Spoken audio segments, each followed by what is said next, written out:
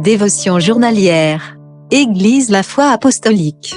Lecture biblique, Hébreux chapitre 10, versets 19 à 39.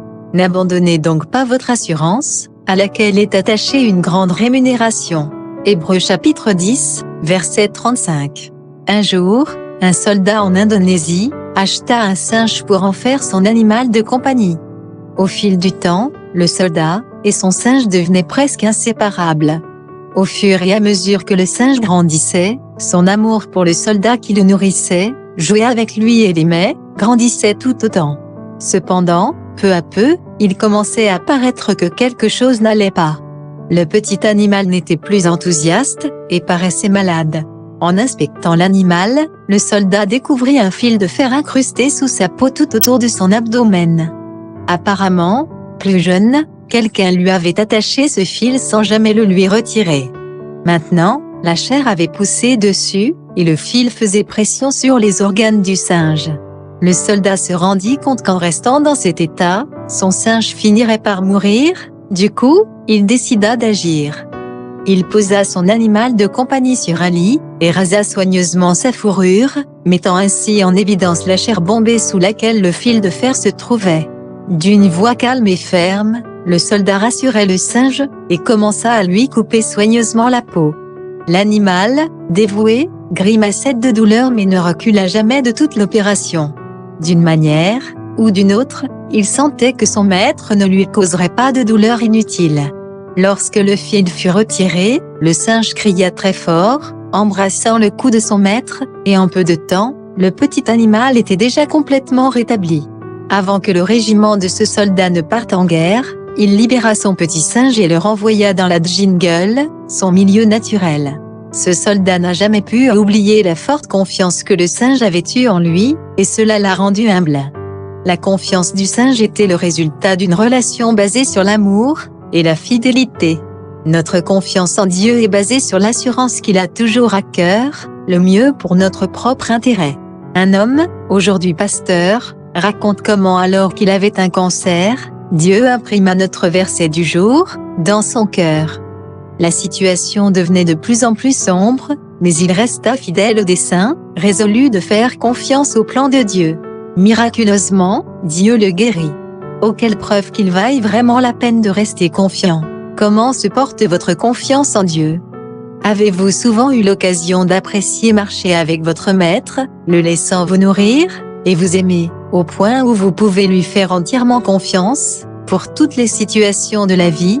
Dieu est fidèle, et ne manque jamais à ses promesses, aussi nombreuses soient-elles.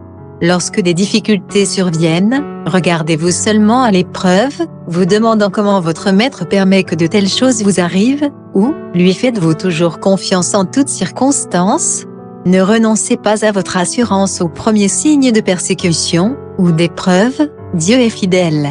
Contexte. Les versets 19 à 22 du chapitre 10 sont les points culminants des éléments doctrinaux du livre des Hébreux.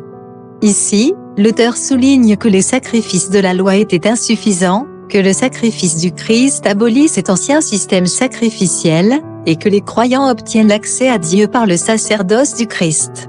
Le livre des Hébreux est une étude comparative, et ce passage l'illustre encore une fois. L'ancienne alliance était limitée, la nouvelle est éternelle. L'ancienne suscitait la peur, la nouvelle fait naître la hardiesse dans les cœurs.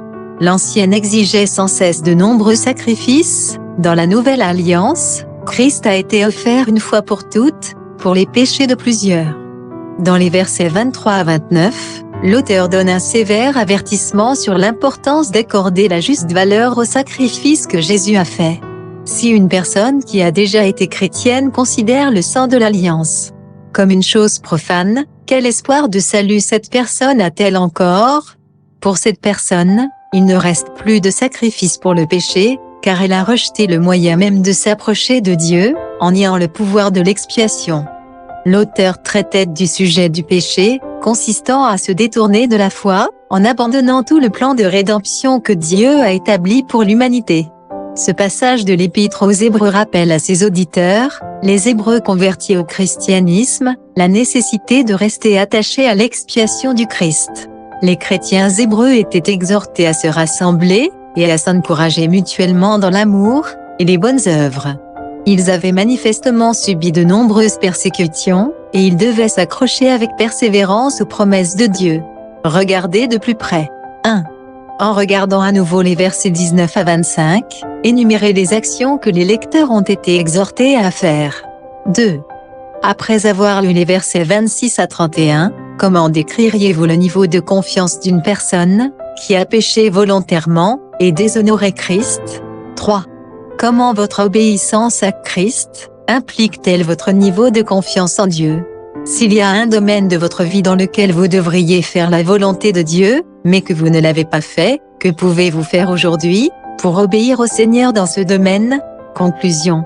La confiance, l'audace et l'absence de peur sont toutes mentionnées dans ce passage. Pour bénéficier de chaque point, la bénédiction, la bonne part, cela dépend directement de notre obéissance à Jésus. Même notre statut de frère dépend de notre fidélité. Bonne journée à vous. Hébreux, chapitre 10.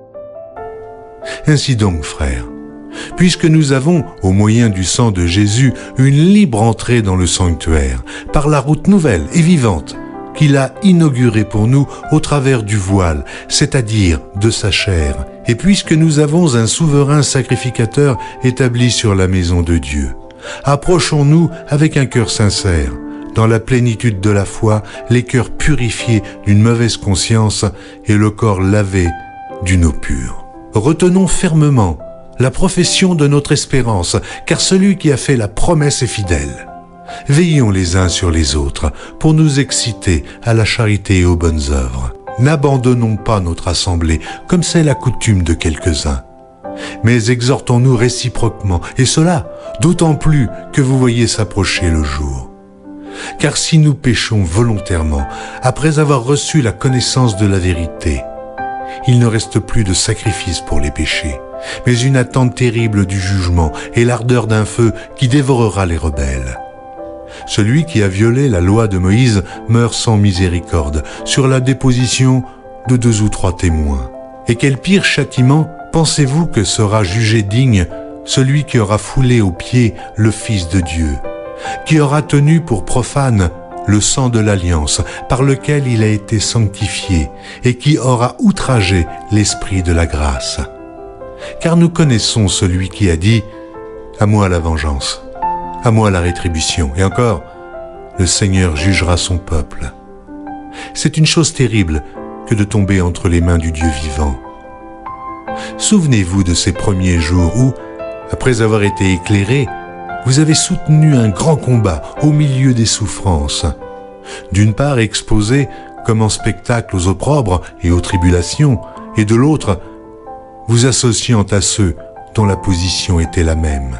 En effet, vous avez eu de la compassion pour les prisonniers, et vous avez accepté avec joie l'enlèvement de vos biens, sachant que vous avez des biens meilleurs et qui durent toujours. N'abandonnez donc pas votre assurance, à laquelle est attachée une grande rémunération. Car vous avez besoin de persévérance, afin qu'après avoir accompli la volonté de Dieu, vous obteniez ce qui vous est promis. Encore un peu de temps. Celui qui doit venir viendra, et il ne tardera pas. Et mon juste vivra par la foi, mais s'il se retire, mon âme ne prend pas plaisir en lui. Nous ne sommes pas de ceux qui se retirent pour se perdre, mais de ceux qui ont la foi pour sauver leur âme.